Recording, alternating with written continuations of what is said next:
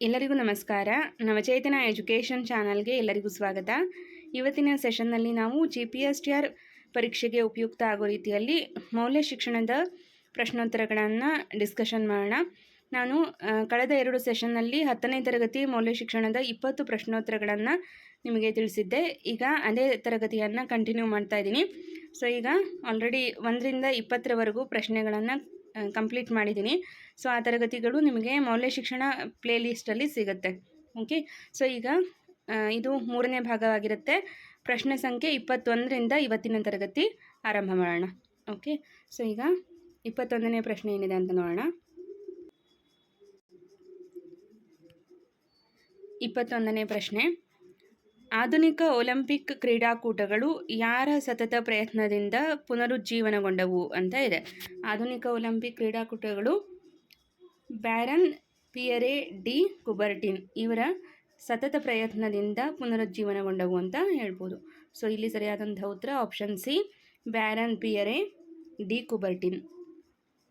So ಇಲ್ಲಿ ವಿವರಣೆ, ಫ್ರಾನ್ಸ್ನ ಬ್ಯಾರನ್ ಪಿಯರೆ ಡಿ ಕುಬರ್ಟಿನ್ ಅವರ ಸತತ ಪ್ರಯತ್ನದಿಂದಾಗಿ 1896ರಲ್ಲಿ ಆಧುನಿಕ ಒಲಿಂಪಿಕ್ ಕ್ರೀಡಾಕೂಟಗಳು ಪುನರುಜ್ಜೀವನಗೊಂಡವು. ಸೊ ಯಾವಾಗ ಅಂತ ಅಂದರೆ 1896ರಲ್ಲಿ. ಓಕೆನಾ. ಸೊ ನೆಕ್ಸ್ಟ್ ಮುಂದಿನ ಪ್ರಶ್ನೆ, 22ನೇ ಪ್ರಶ್ನೆ, ಆಧುನಿಕ ಒಲಿಂಪಿಕ್ ಕ್ರೀಡಾಕೂಟಗಳು ಯಾವ ವರ್ಷದಲ್ಲಿ ಪುನರುಜ್ಜೀವನಗೊಂಡವು? ಸೊ ಈ ಕ್ವಶನ್ ಇಲ್ಲೇ ಫ್ರೇಮ್ ಆಗಿದೆ. ಆಪ್ಷನ್ ಎ, 1896ರಲ್ಲಿ ಈ ಒಲಿಂಪಿಕ್ ಕ್ರೀಡಾಕೂಟಗಳು ಪುನರುಜ್ಜೀವನಗೊಂಡವು ಅಂತ ಹೇಳ್ಬೋದು. ಪ್ರಾಚೀನ ಗ್ರೀಸ್ನಲ್ಲಿ ಆರಂಭವಾಗಿದ್ದ ಒಲಿಂಪಿಕ್ ಕ್ರೀಡೆಗಳು ನಶಿಸಿ ಹೋಗಿದ್ದರೂ 1896ರಲ್ಲಿ ಆಧುನಿಕ ಕ್ರೀಡಾಕೂಟಗಳಾಗಿ ಮರುಜೀವ ಪಡೆದವು. ಸೊ ಇದಕ್ಕೆ ಸತತ ಪ್ರಯತ್ನವನ್ನು ಮಾಡಿದವರು ಬ್ಯಾರನ್ ಪಿಯರೆ ಡಿ ಕುಬರ್ಟಿನ್. ಇವರು ಫ್ರಾನ್ಸ್ ದೇಶದವರಾಗಿರ್ತಾರೆ. ಓಕೆ, ಸೊ ನೆಕ್ಸ್ಟ್ 23ನೇ ಪ್ರಶ್ನೆ, ಒಲಿಂಪಿಕ್ ಘೋಷವಾಕ್ಯ ಸಿಟಿಯಸ್, ಪೋರ್ಟಿಯಸ್, ಅಲ್ಪಿಯಸ್ ಇದರ ಅರ್ಥವೇನು ಅಂತ ಇದೆ. ಸೊ ಇಲ್ಲಿ ಇದರ ಅರ್ಥ ಸಿಟಿಯಸ್, ಪೋರ್ಟಿಯಸ್ ಮತ್ತು ಅಲ್ಪಿಯಸ್ ಇದರ ಅರ್ಥ ಅನುಕ್ರಮವಾಗಿ ವೇಗವಾಗಿ, ಶಕ್ತನಾಗಿ, ಎತ್ತರಕ್ಕೆ. ಓಕೆ, ವೇಗವಾಗಿ, ಶಕ್ತನಾಗಿ, ಎತ್ತರಕ್ಕೆ ಅನ್ನೋದು ಸರಿಯಾದಂಥ ಉತ್ತರ ಆಗುತ್ತೆ. ಈ ಘೋಷವಾಕ್ಯವು ಕ್ರೀಡಾಪಟುಗಳಿಗೆ ಸದಾ ಉತ್ತಮ ಸಾಧನೆ ಮಾಡಲು ಪ್ರೇರೇಪಿಸುತ್ತದೆ. ಓಕೆನಾ. ಸೊ ನೆಕ್ಸ್ಟ್ ಮುಂದಿನ ಪ್ರಶ್ನೆ, ಒಲಿಂಪಿಕ್ ಧ್ವಜದ ಬಿಳಿ ಬಣ್ಣದ ಹಿನ್ನೆಲೆ ಏನು? ಅಂದರೆ ನಮಗೆ ಒಟ್ಟು 5 ಬಣ್ಣಗಳನ್ನು ನಾವು ಒಲಿಂಪಿಕ್ ಧ್ವಜದಲ್ಲಿ ನೋಡ್ತೀವಿ. ಇಲ್ಲಿ ಬಿಳಿ ಇದರ ಹಿನ್ನೆಲೆ ಏನು ಅಂತ ಕೇಳಿದ್ದಾರೆ. ಇದು ಶಾಂತಿಯ ಸಂಕೇತವಾಗಿರುತ್ತೆ. ಓಕೆ, ಬಿಳಿ ಯಾವಾಗಲೂ ಕೂಡ ಶಾಂತಿಯ ಸಂಕೇತವಾಗಿರುತ್ತೆ. ಹಾಗಾಗಿ ಆಪ್ಷನ್ ಬಿ ಸರಿಯಾದಂಥ ಉತ್ತರ. ಒಲಿಂಪಿಕ್ ಧ್ವಜದ ಬಿಳಿ ಹಿನ್ನೆಲೆಯು ವಿಶ್ವಶಾಂತಿಯ ಸಂಕೇತವಾಗಿದೆ. 25ನೇ ಪ್ರಶ್ನೆ, ಒಲಿಂಪಿಕ್ ಚಿಹ್ನೆಯಲ್ಲಿರುವ 5 ವಲಯಗಳು ಏನನ್ನು ಪ್ರತಿನಿಧಿಸುತ್ತದೆ? ಸೊ ಇಲ್ಲಿ 5 ಖಂಡಗಳನ್ನು ಇದು ಪ್ರತಿನಿಧಿಸುತ್ತದೆ. Okay, option C. ಈ 5 ಏನು ಸರ್ಕಲ್ಸ್ ಇರುತ್ತೆ, 5 ಬಣ್ಣದ ಸರ್ಕಲ್ಗಳು, 5 ವಲಯಗಳು 5 ಖಂಡಗಳನ್ನು ಸೂಚಿಸುತ್ತೆ. ಒಲಿಂಪಿಕ್ ಚಿಹ್ನೆಯಾದ 5 ವಲಯಗಳು ಪ್ರಪಂಚದ 5 ಖಂಡಗಳನ್ನು ಪ್ರತಿನಿಧಿಸುತ್ತದೆ.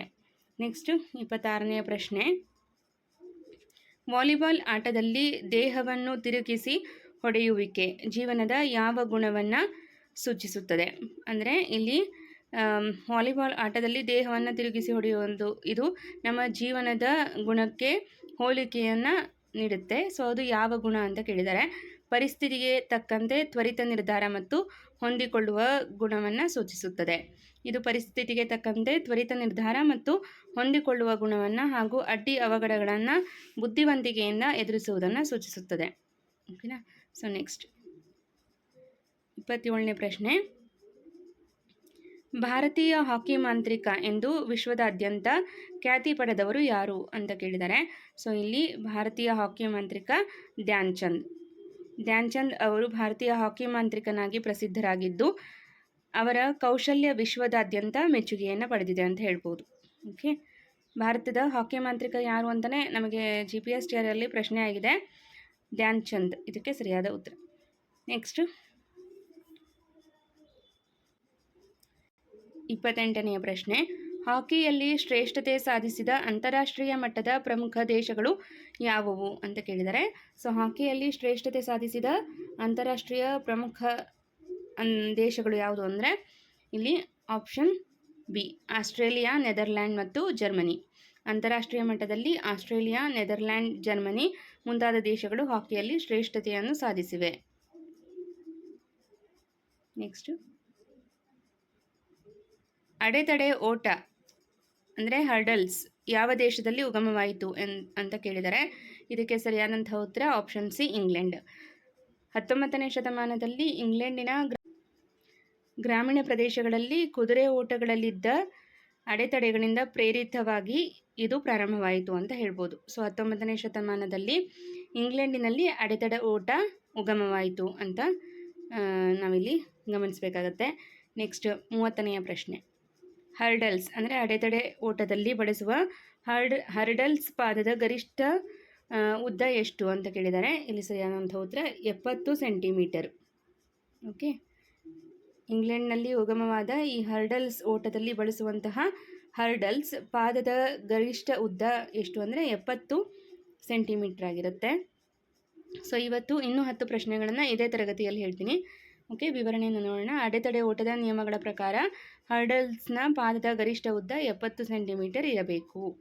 ನೆಕ್ಸ್ಟ್ 31ನೇ ಪ್ರಶ್ನೆ, ಹರ್ಡಲ್ಸ್ನ ಒಟ್ಟು ತೂಕ ಕನಿಷ್ಠ ಎಷ್ಟಿರಬೇಕು ಅಂತ ಕೇಳಿದ್ದಾರೆ. ಇದರ ಕನಿಷ್ಠ ತೂಕ ಎಷ್ಟಿರಬೇಕು ಅಂತ ಅಂದರೆ 10 kg 10 ಕಿಲೋಗ್ರಾಮ್. ಓಕೆ, ನಿಯಮದ ಪ್ರಕಾರ ಹರ್ಡಲ್ಸ್ನ ಒಟ್ಟು ತೂಕ 10 ಕಿಲೋಗ್ರಾಮ್ಗಿಂತ ಕಡಿಮೆ ಇರಬಾರದು. 32ನೇ ಪ್ರಶ್ನೆ, ಪುರುಷರಿಗೆ ನಿಗದಿಪಡಿಸಿದ ಹರ್ಡಲ್ಸ್ ಓಟದ ದೂರ ಎಷ್ಟು ಅಂತ ಕೇಳಿದ್ದಾರೆ. ಸೊ ಪುರುಷರಿಗೆ ನಿಗದಿಪಡಿಸಿದ ಹರ್ಡಲ್ಸ್ನ ಓಟದ ದೂರ 110 ಮೀಟರ್ ಮತ್ತು 400 ಮೀಟರ್. ಓಕೆ, ಇದು ಪುರುಷರಿಗೆ ಸಂಬಂಧಪಟ್ಟಂತಹ ಒಂದು ದೂರವಾಗಿರುತ್ತೆ. ವಿವರಣೆ, ಪುರುಷರಿಗೆ 110 ಮೀಟರ್ ಮತ್ತು 400 ಮೀಟರ್ ವಿಭಾಗದಲ್ಲಿ ಹರ್ಡಲ್ಸ್ ಸ್ಪರ್ಧೆಗಳನ್ನು ನಡೆಸಲಾಗುತ್ತದೆ. ನೆಕ್ಸ್ಟ್ 33ನೇ ಪ್ರಶ್ನೆ, ಭಾರತದ ಹಾರುವ ರಾಣಿ ಎಂದು ಪ್ರಸಿದ್ಧರಾದ ಅಥ್ಲೀಟ್ ಯಾರು ಅಂತ ಇದೆ. ಇಂಪಾರ್ಟೆಂಟ್ ಕ್ವಶನ್ ಆಗುತ್ತೆ, ನೋಟ್ ಮಾಡ್ಕೊಳ್ಳಿ. ಇದಕ್ಕೆ ಸರಿಯಾದಂತಹ ಉತ್ತರ PT ಉಷಾ. ಭಾರತದ ಹಾರುವ ರಾಣಿ ಅಂತ ಇವರು ಪ್ರಸಿದ್ಧರಾಗಿದ್ದರು. ಓಕೆ, ಹಾರುವ ರಾಣಿ ಯಾರು? PT ಉಷಾ. PT ಉಷಾರವರು ಭಾರತದ ಅತ್ಯಂತ ಪ್ರಸಿದ್ಧ ಅಥ್ಲೀಟ್ ಆಗಿದ್ದು ಅವರನ್ನು ಹಾರುವ ರಾಣಿ ಎಂದೇ ಕರೆಯಲಾಗುತ್ತದೆ. ನೆಕ್ಸ್ಟು, ಹರ್ಡಲ್ಸ್ ಸ್ಪರ್ಧೆಯಲ್ಲಿ ವಿಶ್ವ ದಾಖಲೆ ಸಾಧಿಸಿದ ಮೊದಲ ಕ್ರೀಡಾಪಟು ಯಾರು ಅಂತ ಅಂದರೆ ಜಾನ್ ಅಕಿ ಬುವಾ.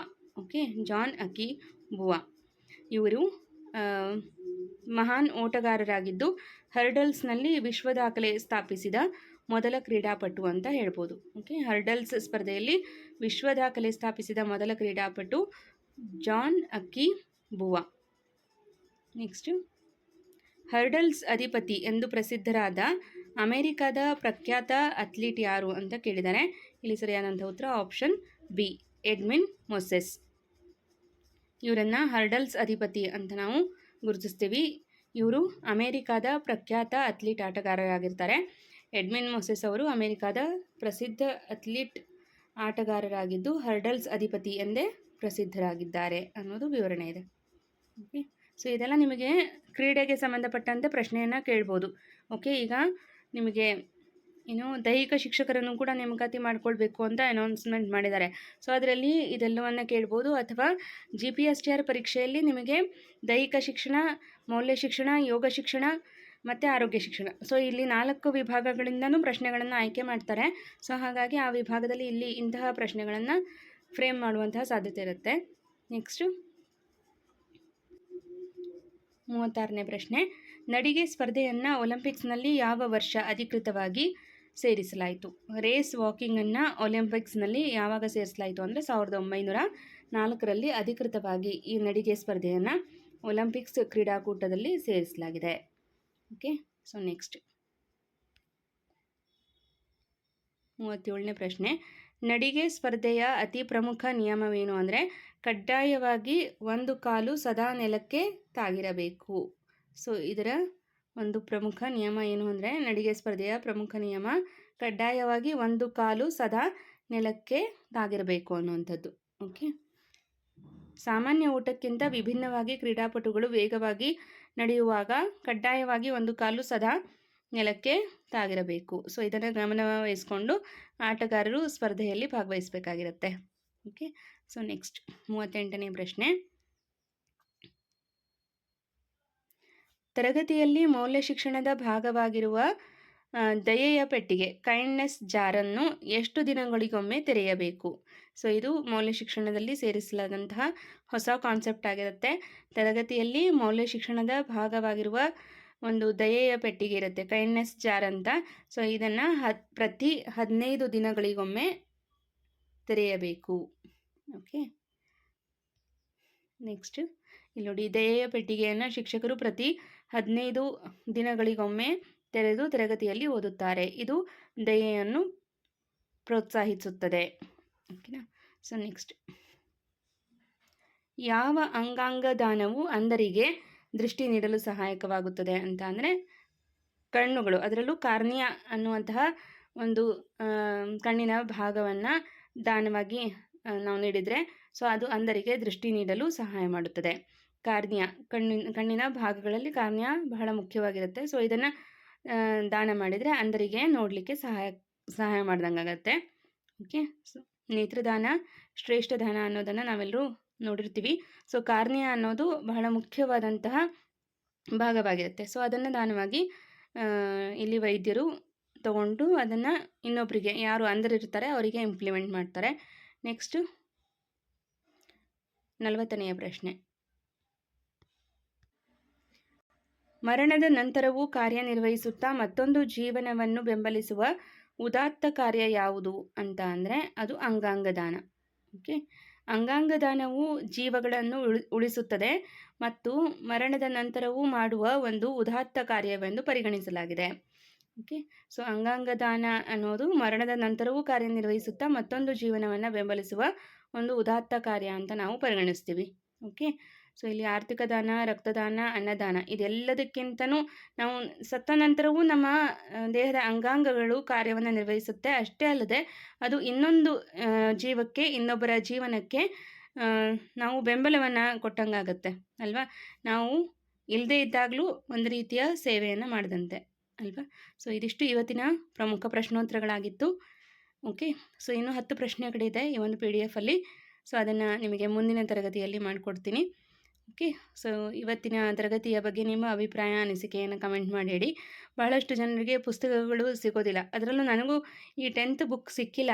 ಆದರೆ ನಾನು ಅದನ್ನು KTBS ಅನ್ನುವಂತಹ ಒಂದು ವೆಬ್ಸೈಟಲ್ಲಿ ಡೌನ್ಲೋಡ್ ಮಾಡಿಕೊಂಡು ಅದರ ಕುರಿತಾಗಿ ಯಾವ ರೀತಿ ಪ್ರಶ್ನೆಗಳು ಕೇಳ್ಬೋದು ಅನ್ನೋದನ್ನು ನಿಮಗೆ ಲಿಸ್ಟ್ ಮಾಡಿಕೊಂಡು ತರಗತಿಯನ್ನು ಮಾಡ್ತಾಯಿದ್ದೀನಿ. ಇದು ಖಂಡಿತವಾಗ್ಲೂ ನಿಮಗೆ GPSTR ಪರೀಕ್ಷೆಗೆ ಉಪಯುಕ್ತವಾಗಲಿದೆ. ಓಕೆ, ಸೊ PDF ಬೇಕಾದವರು ನೀವು ನನ್ನನ್ನು ಕಾಂಟ್ಯಾಕ್ಟ್ ಮಾಡ್ಬೋದು. ನನ್ನ ಕಾಂಟ್ಯಾಕ್ಟ್ ನಂಬರ್ 7349292874. ಈಗ ಆಲ್ರೆಡಿ ಯಾರೆಲ್ಲ PDF ಪರ್ಚೇಸ್ ಮಾಡಿದ್ದೀರಿ ಅವರಿಗೆ ಈ PDFನ ಕಳಿಸಿದ್ದೀನಿ.